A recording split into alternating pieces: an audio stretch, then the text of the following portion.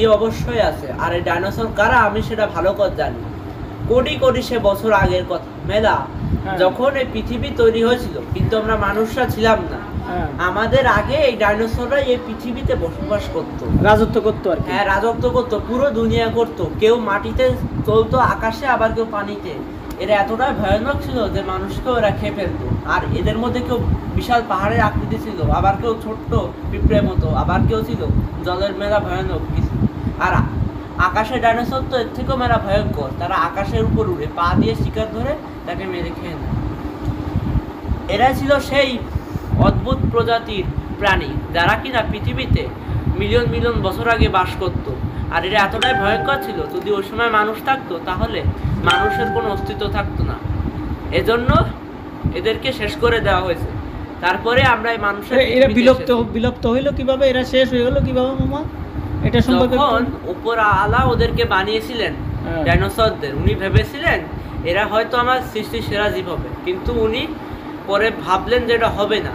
তার জন্য উনি উল্কা পাঠিয়ে ওদের ধ্বংস করে দিলেন, একটা বিশাল বড় উল্কাপাতের ফলে উল্কা আসছিল পৃথিবীর দিকে। ওর তাপ সব অদ্ভুত প্রাণীরাই অনুভব করতে পারছিল। তারপর যখন মাটিতে পড়লো সব কিছু নষ্ট হয়ে গেল।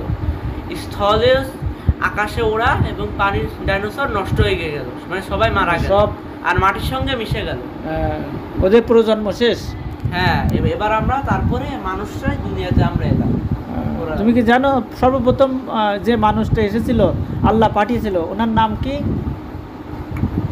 হযরত আদম আলাইহিস সালাম। বাহ মামা, খুবই চমৎকার মামা, ইউ আর এ জিনিয়াস মামা, আই প্রাউড অফ ইউ মামা। তো মামা আরও সম্পর্কে তোমার কাছে জানতে চাচ্ছিলাম। বলো। সেটা হলো তোমার বর্তমান মানে ভবিষ্যৎ পরিকল্পনা কি, মানে তোমার ভবিষ্যৎ জীবনে তুমি কি হইতে চাও আর কি? এটা আমি একজন সেরা গবেষক হতে চাই, আর চীন আর আমেরিকাকে পেছনে ফেলা দিতে চাই। এটা আমার স্বপ্ন। আর ওদের দেখাইতে চাই যে বাংলাদেশিরাও অনেক কিছু করতে পারে চাইলে, শুধু চীন আর আমেরিকা করতে পারে না। ইচ্ছা থাকলে সব করা সম্ভব। এটা আমি ওদের দেখাইতে চাই, সুপার পাওয়ার গুলো। বাহ মামা, মামা আমি তোমার জন্য খুবই গর্বিত।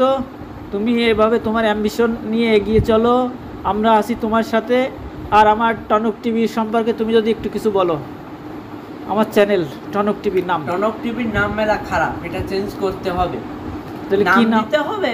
হ্যাঁ, AAM মানে আব্দুল্লাহ আল মামুন, সংক্ষেপে AAM মামুন। বাহ, মামুন চ্যানেল হয়ে গেল। হ্যাঁ, আমি যদি AJS দিই তো হবে না মামা? তাও হবে। বাহ, সুন্দর সুন্দর একটা অ্যাডভাইস দিছো মামা, বিশাল একটা অ্যাডভাইস হয়েছে। তোমাকে অনেক ধন্যবাদ। তো আজকের মতো এখানে বিদায় নিচ্ছি। খুদা হাফেজ। আমার মামার জন্য সবাই দোয়া করবেন।